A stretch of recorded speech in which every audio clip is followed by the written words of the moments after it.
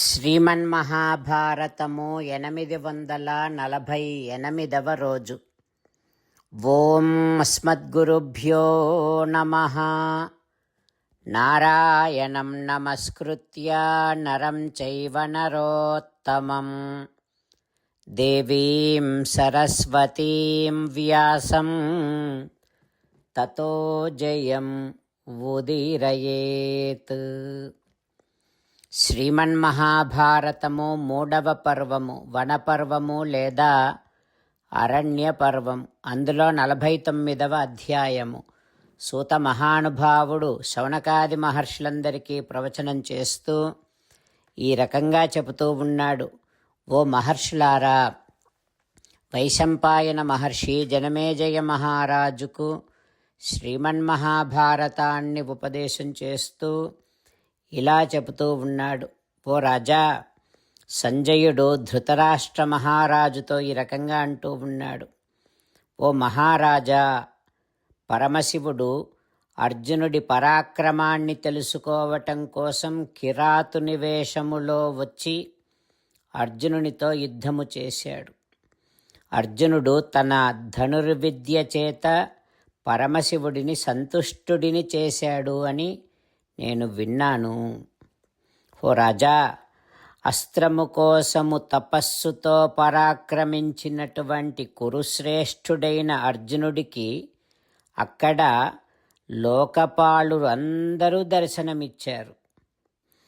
ఈ లోకములో అర్జునుడు తప్ప వేరొకరు ఎవ్వరూ కూడా సాక్షాత్ దర్శనమేతేషాం ఈశ్వరాణం నరో భువి, లోకేశ్వరుల యొక్క సాక్షాత్ దర్శనము పొందిన వారు లేనేలేరు, ఒక్క అర్జునుడు తప్ప.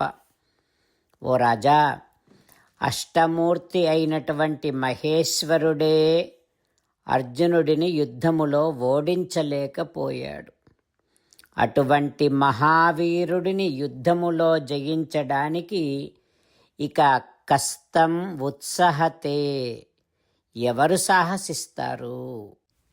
సభలో ఆనాడు ద్రౌపదిని బలవంతముగా లాక్కువచ్చి అవమానించి పాండవులకు కోపము కలిగించిన నీ కుమారులు దుర్యోధనాదులు స్వయముగా ఇంతటి భయంకరమైనటువంటి యుద్ధాన్ని ఆహ్వానించారు. ఓ రాజా, దుర్యోధనుడు తన తొడలను చూపించినప్పుడు దాన్ని చూసి క్రుద్ధుడైనటువంటి భీమసేనుడు అదురుతున్న పెదవులతో అర్థవంతమైనటువంటి మాటను ఇట్లా చెప్పాడు. ఓ పాపాత్ముడా, ఊరు భేత్స్యామితే పాప గదయా భీమవేగయా త్రయోదశానాం వర్షాణం అంతే దుర్ద్యూతదేవినః. దుర్యోధనుడా, పాపాత్ముడా, కపటజూదము ఆడిన నీ యొక్క ఊరువులను 13 సంవత్సరాలు ముగిసిన తర్వాత భయంకరమైనటువంటి వేగము కలిగిన నా గదతో ముక్కలు ముక్కలు చేస్తా అని భీమసేనుడన్నాడు. పాండవులంతా కొట్టడములో శ్రేష్ఠులు, అందరూ అమితమైనటువంటి పరాక్రమము కలవారు, అందరూ సర్వాస్త్ర విద్వాంసః దేవైరపి సుదుర్జయ, అందరూ అన్ని రకాల అస్త్రాలలో ఆరితేరినటువంటి వారు. ఓ మహారాజా, పాండవులను దేవతలు కూడా జయించలేరు. భార్యకు జరిగిన అవమానము వల్ల అసహనముతో ఉన్నటువంటి పాండవులు కోపముతో ఉద్విగ్నులై యుద్ధములో నీ కుమారులను అందరినీ చంపుతారు అని నేను భావిస్తున్నాను అంటూ సంజయుడు ధృతరాష్ట్ర మహారాజుతో చెబుతూ ఉన్నాడు. ఆ తర్వాత ఏం జరుగుతుందో రేపు తెలుసుకుందాం. జై శ్రీమన్నారాయణ, జై శ్రీమన్నారాయణ. అమ్మా నాన్నలకు సాష్టాంగ నమస్కారం చేద్దాం. మన ఆచార్యవర్యుల శ్రీచరణారవిందములకు సాష్టాంగ నమస్కారం చేద్దాం. శ్రీ వేదవ్యాస మహర్షుల వారి దివ్య పాదారవిందములకు సాష్టాంగ నమస్కారం చేద్దాం. శ్రీ విఘ్నేశ్వర స్వామి వారి శ్రీచరణారవిందములకు సాష్టాంగ నమస్కారం చేద్దాం. శ్రీమన్మహాభారత గ్రంథరాజమునకు శిరస్సు వంచి నమస్కరిద్దాం. శ్రీకృష్ణ భగవానుని శ్రీచరణారవిందములకు సాష్టాంగ నమస్కారం చేద్దాం. మన హృదయ మందిరములోనే అంతర్యామిగా వేంచేసి ఉన్నటువంటి శ్రీమన్నారాయణుడిని సేవిస్తూ మనని మనము స్వామికి సమర్పించుకుంటున్నామనే భావనాపూర్వకముగా సాష్టాంగ నమస్కారము చేస్తూ స్వామి నామ సంకీర్తన చేద్దాం. శ్రీమన్నారాయణ నారాయణ నారాయణ శ్రీమన్నారాయణ నారాయణ నారాయణ. శ్రీమన్నారాయణుడే శ్రీకృష్ణ భగవానుడిగా వచ్చి మనందరికీ భగవద్గీతను ఇచ్చి మనందరినీ ఒక 8 పనులు చేయమని చెబుతూ ఉన్నాడు. అందుకని భగవన్ తప్పకుండా చేస్తామంటూ మనం ప్రతిరోజు ఈ రకంగా మాట ఇద్దాం. హో శ్రీమన్నారాయణ కరిష్యే వచనం తవ సర్వం శ్రీకృష్ణార్పణమస్తు. జై శ్రీమన్నారాయణ. జై శ్రీమన్నారాయణ. భక్తులకు ప్రత్యేకమైనటువంటి విజ్ఞాపన. మీకు అన్ని విషయాలలో వెంటనే మంచి ఫలితాలు రావాలి అనంటే ప్రతిరోజు 1 నిమిషం వెచ్చించి నారాయణాస్త్రాన్ని చదవండి. ఇక మీకు తిరిగే ఉండదు. నారాయణాస్త్రాన్ని పొందడానికి మీరేం చేయాలంటే నారాయణాస్త్రం అనే వెబ్సైట్కి వెళ్ళి మీ పేరు మీ ఈమెయిల్ ఇస్తే మీ ఈమెయిల్కి నారాయణాస్త్రం PDF వస్తుంది. అందులో ఒక రామాయణ శ్లోకం, ఒక గీతా శ్లోకం, ఒక విష్ణునామం ఉంటాయి. ఆ 3 కలిపి నారాయణాస్త్రం అంటాం. ప్రతి ఒక్కరికి వేరువేరు శ్లోకాలను ఇస్తున్నాం.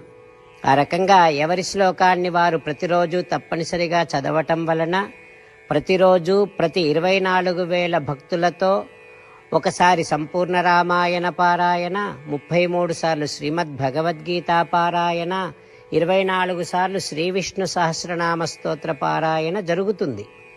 ప్రతి ఒక్కరికి అంతటి విశేష ఫలితము ప్రతిరోజు లభిస్తుంది.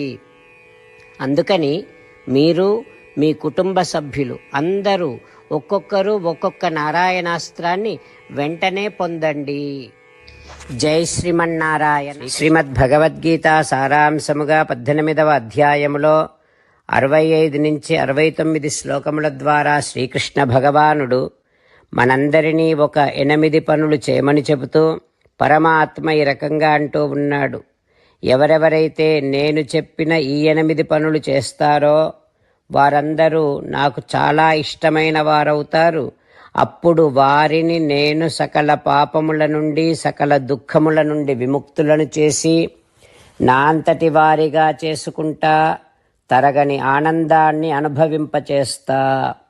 నిజమే చెబుతున్నా, ప్రమాణము చేసి చెబుతున్నా అంటూ సాక్షాత్తుగా దేవదేవుడైన శ్రీమన్నారాయణుడైన శ్రీకృష్ణ భగవానుడే మనను ఈ 8 పనులు చేయమని చెబుతూ ఉన్నాడు కనుక హో శ్రీమన్నారాయణ కరిష్యే వచనం తవ, తప్పకుండా చేస్తా, నువ్వు చెప్పినట్టే చేస్తా అంటూ మనం ప్రతిరోజు దేవదేవుడైన శ్రీమన్నారాయణుడికి ఈ రకంగా మాట ఇద్దాం. హో శ్రీమన్నారాయణ, నువ్వు చెప్పినట్టే నేను నిన్నే సంతతము ధ్యానము చేస్తూ ఉంటా. హో శ్రీమన్నారాయణ, నువ్వు చెప్పినట్టే నేను నీ భక్తుడిగానే ఉంటా. హో శ్రీమన్నారాయణ, నువ్వు చెయ్యమన్నట్టే నేను నా విధులను కర్తవ్యాలను నీ సేవగా నీ తృప్తి కోసమనే సక్రమంగా నిర్వర్తిస్తూ ఉంటా.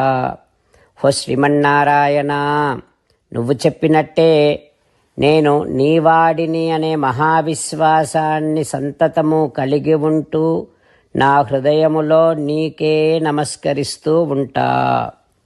హో శ్రీమన్నారాయణ, మామేకం శరణం వ్రజ, నన్నొక్కడిని మాత్రమే శరణు వేడుకో అని నువ్వే అన్నావు కనుక నేను నిన్ను ఒక్కడిని మాత్రమే శరణు వేడుకుంటా.